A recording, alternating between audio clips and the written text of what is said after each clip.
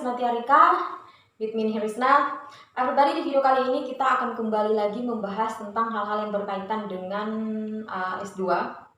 Jadi di video sebelumnya itu kan saya sudah menjelaskan tentang S2 ngapain aja sih untuk di seluruh Indonesia atau secara umumnya ya, untuk dalam negeri. Sekarang saya akan membahas S2 ngapain aja sih untuk di IPB. Jadi kalau S2 di IPB itu ngapain aja sih? Apakah berbeda dengan kampus lain atau seperti apa? So saya di sini hanya menjelaskan tentang S2 atau kegiatan S2 di IPB. Untuk kegiatan S2 di IPB itu sebenarnya pribadi antara departemen itu berbeda-beda. Kadang kan ada departemen yang tidak memiliki praktikum dan ada juga departemen yang ada praktikumnya, atau ada departemen yang ke ilmu sosial gitu seperti manajemen atau ekonomi, seperti itu kan mereka lebih ke ilmu sosialnya. Saya pribadi untuk perkuliahan S2 di IPB itu di tahun pertama pribadi lebih banyak kegiatannya itu kuliah.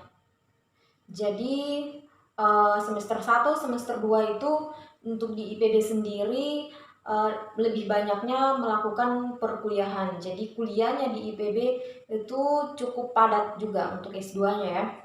Tugas, kemudian kuliah tatap muka atau daring dengan dosen.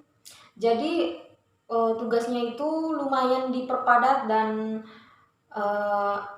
lumayan menyulitkan karena rata-rata tugasnya itu harus menyertakan referensi dan referensinya harus jurnal-jurnal terakreditasi yang internasional. Boleh sih jurnal nasional tapi memang benar-benar jurnal yang terakreditasi ya pribadi.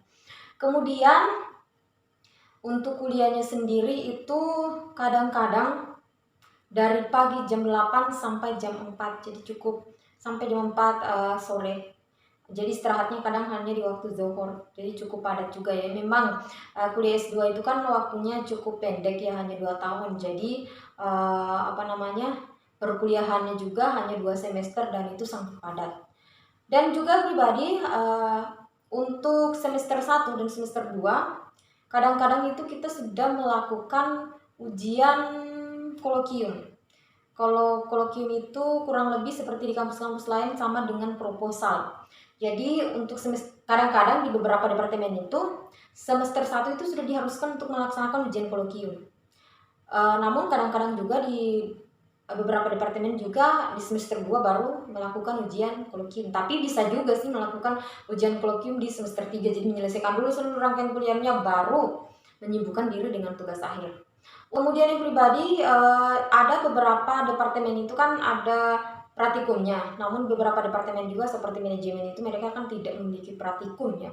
Kalau misalnya departemen yang memiliki praktikum tentunya kuliah, tugas, dan juga praktikum ada 3 kegiatannya di tahun pertama di semester 1 dan semester 2. Jadi kuliah jalan, tugas jalan, praktikum jalan, laporan jalan, seperti itu. Jadi lumayan padat kegiatannya untuk S2 di IPB kalau misalnya Anda melanjutkan studi di ilmu di jurusan-jurusan atau departemen-departemen yang ada praktikumnya, seperti di Fakultas MIPA atau di Departemen Mikrobiologi, biosains hewan, ilmu tumbuhan, terus di Departemen Pertanian juga, di peternakan, di perikanan, di kedokteran hewan, dan di jurusan-jurusan yang berkaitan dengan sains itu mereka memiliki praktikum. Jadi kuliahnya itu di tahun pertama cukup padat ya pribadi. Kemudian yang pribadi selanjutnya itu untuk di semester 3 dan 4 itu lebih fokus ke penelitian. Untuk ujian-ujiannya seperti yang saya jelaskan tadi kan ada kolokium. Jadi untuk ujian-ujiannya sendiri supaya kita bisa mencapai tugas akhir untuk menyelesaikan studi itu kan ada beberapa ujian-ujian yang harus kita lewati. Untuk di IPB itu ujiannya ada yang disebut dengan kolokium, ada yang disebut dengan sidkom, ada yang disebut dengan ujian hasil, kemudian ada yang disebut dengan tesis. Jadi ada kurang lebih 4 juga. Tetapi untuk sitkomnya ini sendiri minimal, kalau saya tidak salah sitkomnya itu minimal 3 kali. Boleh lebih dari itu. Jadi bisa banyak kali Anda melakukan ujian-ujian ya.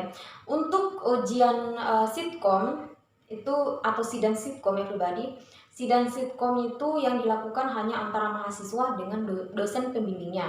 Sementara seperti kolokium itu dilaksanakan ada pembimbing, kemudian ada dosen pengampu kolokium dan juga teman-teman Anda, ada audiensnya. Jadi yang bertanya ketika kita melakukan sidang kolokium itu teman-teman Anda atau audiens dari mahasiswa.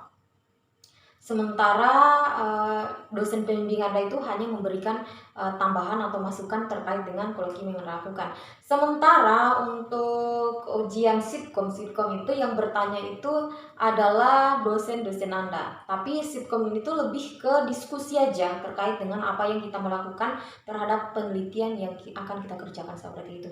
Kemudian untuk ujian hasil itu kita melakukan seminar atau presentasi tentang hasil yang sudah kita dapat dari penelitian kita, seperti itu.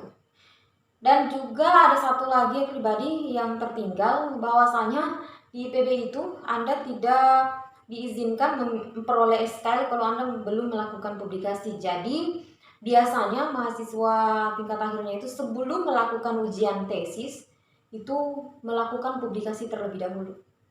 Jadi harus publikasi dulu, publikasinya di jurnal internasional, boleh di jurnal Indonesia tapi yang terakreditasi. Kemudian setelah kita melakukan publikasi, maka kita bisa melakukan ujian tesis.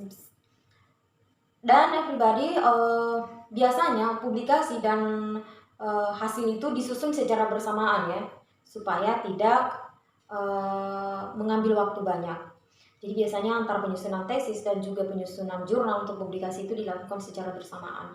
Jadi sebenarnya untuk tingkat kepadatan waktu di semester 3 dan 4 itu cukup padat, di mana kita bekerja dengan penelitian, kemudian juga kita harus melakukan beberapa sitkom terkait dengan perkembangan penelitian kita, dan juga kita menyusun hasil dari hasil penelitian, data-data dari hasil penelitian, kemudian juga kita menyusun jurnal untuk kita nanti publikasikan sebagai syarat kelulusan. Kemudian kita juga menyusun tesis. Ketika kita sudah melakukan publikasi, kita sudah bisa melakukan ujian tesis. Sebenarnya misalnya tesisnya kita, publikasinya kita sudah diterima, tapi baru review, kita sudah bisa melakukan ujian tesis pribadi. Tetapi itu berpengaruh lagi terhadap nilai yang kita dapat.